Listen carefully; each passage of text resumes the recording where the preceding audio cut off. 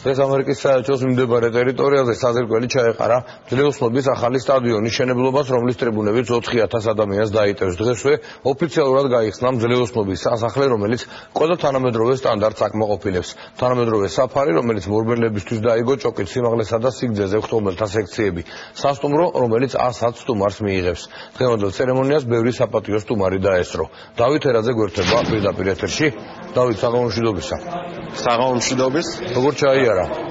შეიძლება ითქვას, რომ გახსნის ცერემონია საკმაოდ შთამბეჭდავი იყო და კიდევ უფრო შთამბეჭდავია თავად ის სამუშაო, რომელიც აქ მძლეოსნობის სასახლეში ჩატარდა. ევროპის მძლეოსნობის ფედერაციის პრეზიდენტმა აქ ნანახის შემდეგ ჩვენთან საუბარში აღნიშნა, რომ ნანახი იგი გაოგნებულია და შესრულებულ სამუშაოს მან ფანტასტიკური უწოდა.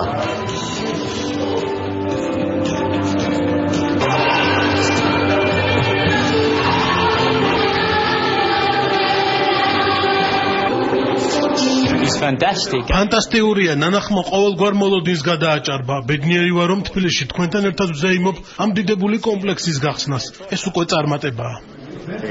Thank you. აბსოლუტურად ყველა მოხიბლულია, ყველა კეთილგანწყობილია, ყველა ერთმანეთ აღნიშნავს, რომ ეს არის ერთ-ერთი მართლაც საუკეთესო ძლეოსნური კომპლექსი, როგორც მინიმუმ ჩვენს რეგიონში. ამით მხოლოდ იწყება აღმოსვლა ძლეოსნობის. ეს მხოლოდ დასაწყისია.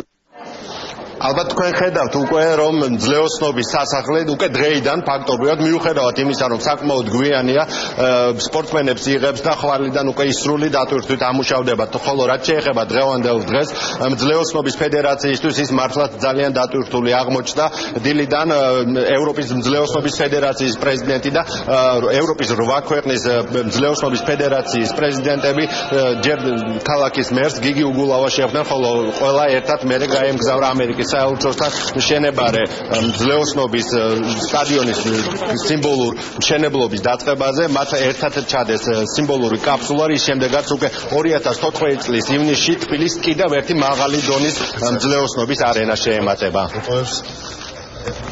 ძალიან მალე ზაფხულში ძლეოსნობის ევროპის ჩემპიონატი ტარდება აქ და ამას მასპინძლობს თბილისი და ეს მოსამზადებელი სამუშაოები სწორედ პირველ რიგში ამას უკავშირდება და რა თქმა უნდა 2015 წლის ოლიმპიადას აქ იქნება ძირითადი ძლეოსნობის ცენტრი, ისევე როგორც დღეს უკვე სულ ექსპლუატაციაში შევა საღამოდან ძლეოსნობის ტრადიციული ცენტრი, დახურული მანეჟი. უნდა აშენდეს ახალი ობიექტები, უნდა გახალისდეს სპორტი და ეს არის ძირითადად გადადგმული ნაბიჯი ჩვენი ახალგაზრდებისთვის, ჩვენი ბავშვებისთვის, რომ სრულფასოვნად ვარიჩობდნენ, სრულფასოვნად იღებდნენ იმ დატვირთვებს და ჰქონდეთ ის პირობები, რასაც შემდგომ გამოაჩინენ დიდ სპორტში.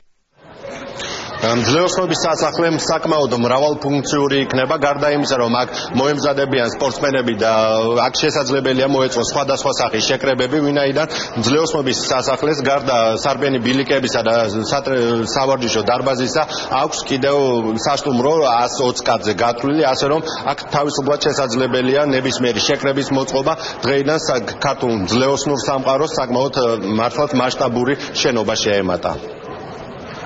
დავით ერაძე საუბრობდა პირდაპირ ეთერში, დიდი მადლობა დავით.